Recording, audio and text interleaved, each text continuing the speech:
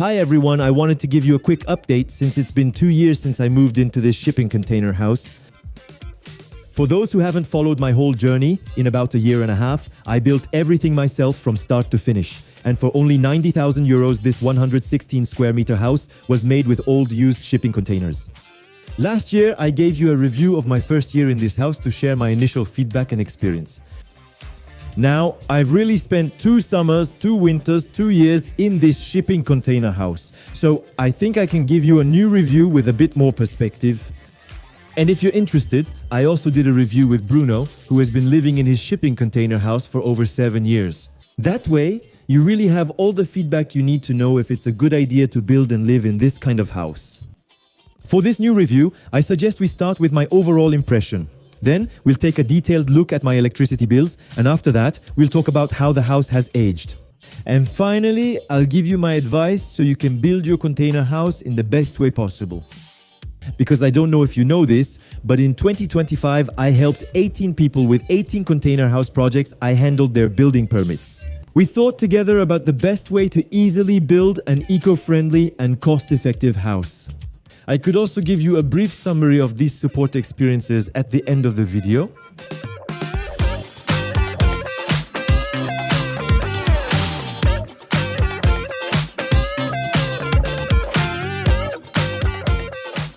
Let's start this review with one of the questions that comes up most often.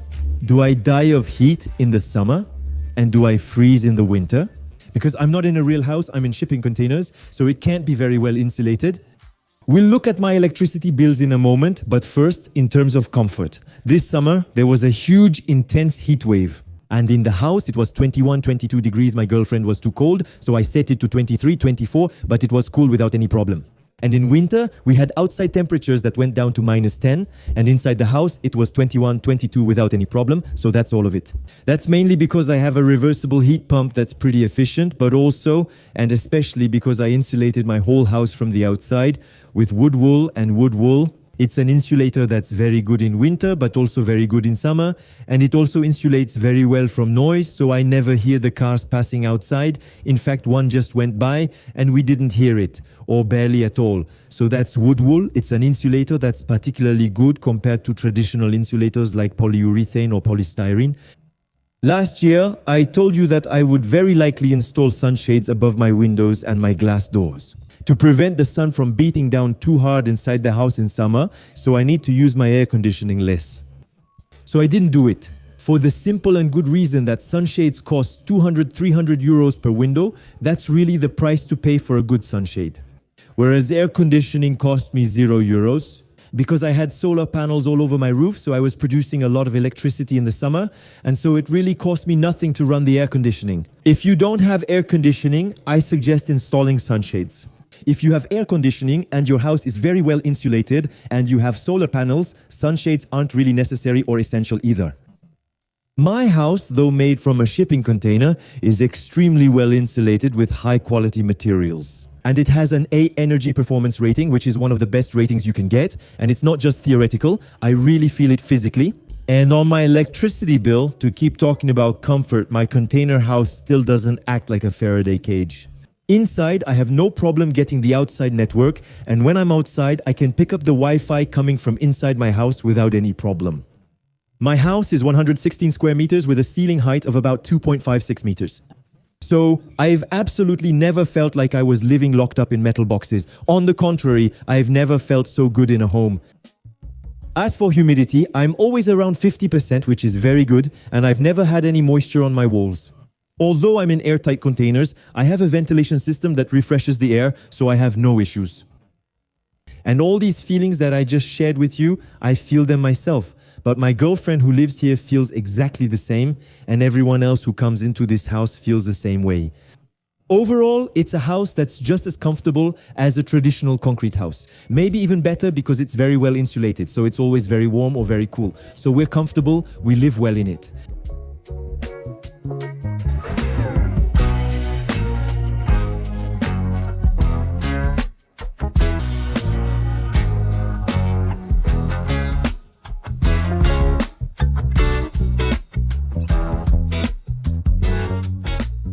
Now let's move on to the electricity bills part. How much has my house cost me in heating and air conditioning bills? Last year I told you that I used about 1,500 kilowatt for heating and 230 kilowatt for air conditioning.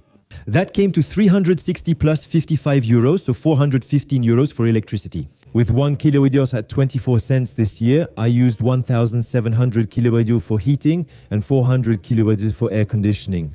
The cost of electricity went down a bit and dropped to 20 cents. So that makes 340 euros for heating and 80 euros for air conditioning, for a total of 420 euros. So overall, I ended up paying about the same amount on my bills. However, in terms of consumption, well, I still use 10% more heating and I doubled my air conditioning consumption. So it's quite interesting to analyze. For heating, 10% more consumption is still reasonable. Maybe it was colder this winter, maybe I set the house a little warmer, maybe I stayed here a few more days, so it still makes sense. It's not a big problem in France. According to Agence de l'Environnement et de la Maîtrise de l'Énergie, a 116 square meter house equipped with a heat pump uses on average a little less than 6,000 kilowatts per year. And a DPEA rated house, so insulated like mine, uses on average 1,500 kilowatts. So, my house, even though it's made from a shipping container, uses as much energy as a standard well-insulated D-rated house with a DPEA.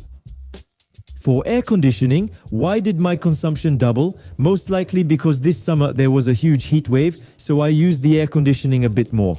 But also, since I had 18 solar panels on the roof producing a lot of electricity, I wasn't really saving energy. Overall, I had the air conditioning on all the time. Even when I wasn't there, I would leave a bit of air conditioning running. I had unlimited free energy.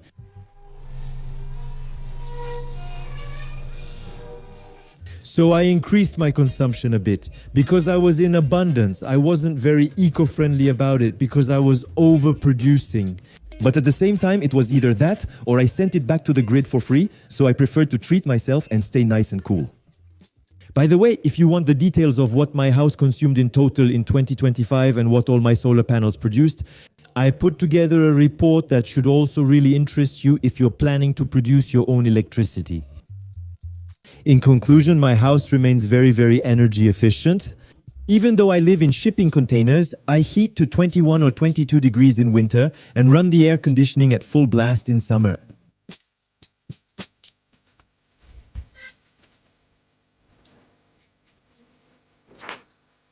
Now let's discuss how this house is aging. I've lived here for 2 years and it's just over 4 years since the containers were welded and set on the foundation. So it's time to see how all of this has changed. To start with, on the walls, there's still no sign of rust, which is normal because I use the special anti-rust paint. And besides, even if it does rust, the container is made of cotton steel, so the rust would just form a patina on it and wouldn't be able to eat away at the steel. So, I'll never have any structural problems related to rust on my shipping containers, and unlike a house made of concrete or bricks, I'll also never have any cracks on my walls. By the way, speaking of cracks on the drywall walls that I made in my house, I don't see any cracks. Which means that all the walls of the shipping containers don't move between summer and winter and don't create cracks. They don't damage the finishes of the house. By the way, the finishes are probably what aged the worst in this house. First of all, because I wasn't very handy to begin with, so I didn't have the motivation to do nice finishes, but also, and especially because I'm working with wavy walls and dented containers. So, there's no perfect solution for doing finishes on a classic house. With drywall walls, it's simple. You go to Euro Merlin, you buy the finish that's made for drywall walls. It's pretty easy to install. Here, you have to improvise every time, think about solutions, about how to do it. It takes 10 times longer. Even if you try your best, it's still less attractive. So I didn't do nice finishes and still have many unfinished areas. It's partly my fault and partly because I should have put up drywall, and that's actually what I recommend to people now. Cover your container walls with drywall. It'll make finishing easier and it'll save you from having to use a rather expensive anti-rust paint. I'll come back to these tips a bit later, but yeah, the finishes, that's probably what has aged the worst in this house. In itself, it's not irreversible. I can already see you in the comments telling me you just have to put drywall on all the walls now and redo the finishes properly. I could, but honestly, it's more than fine for me. The thing is, it's not super pretty. If I had to sell the house today, I'd have to redo some of the finishes, but it doesn't bother me, and maybe that's my best advice. I should have finished the finishing touches before moving into the house. Because once you live in it and you're comfortable, you don't feel like going back out, grabbing your tools and doing more work. So yeah, I'm feeling lazy, but maybe one day I'll motivate myself or I'll pay someone because I don't know if I'll ever get motivated. But yeah, finish the finishing touches before moving in. That's my best advice.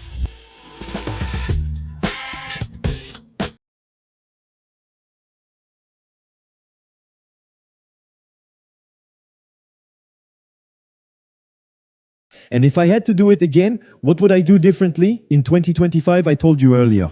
I have helped 18 people. I have done 18 building permits for houses made from shipping containers. And each time we thought about the best way to build a house easily in the most ecological and economical way possible.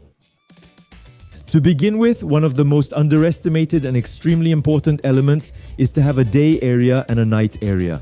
For me, that's what's missing in my house. Everything is on the same level. I don't have a hallway. I don't have an upstairs. So my girlfriend, when she gets up in the morning, she can't really live her life fully because I'm still sleeping in.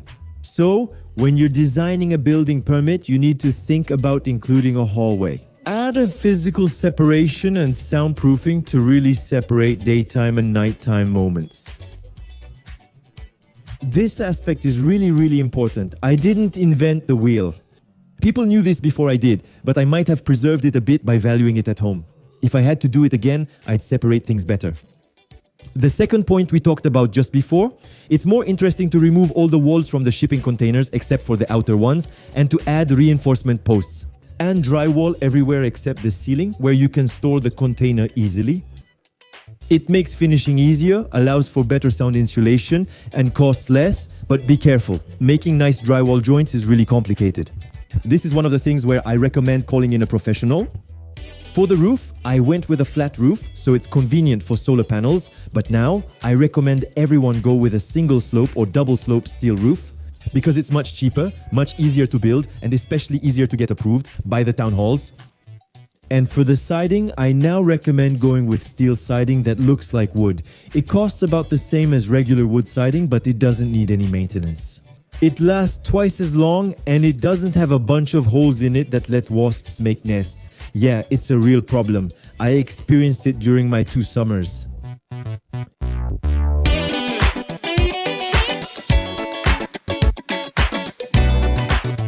In conclusion, this review of my 2 years living in this container house is actually pretty similar to my review after the first year. And it's also pretty similar to the review Bruno did after 7 years in his container house. And at the same time, that's a good sign. If the review doesn't change much from year to year, it means that overall the house is aging. Even though we don't regret having built this type of construction, and we're still happy to live in shipping containers. My experience mainly made me consider what I would do differently if I did it again. But right now, I'm very happy with my choices, and anyway, I don't have the energy to do it all over again, so I'm perfectly fine with it. But you see, the people I support today, I advise them a little differently from what I did in my own journey.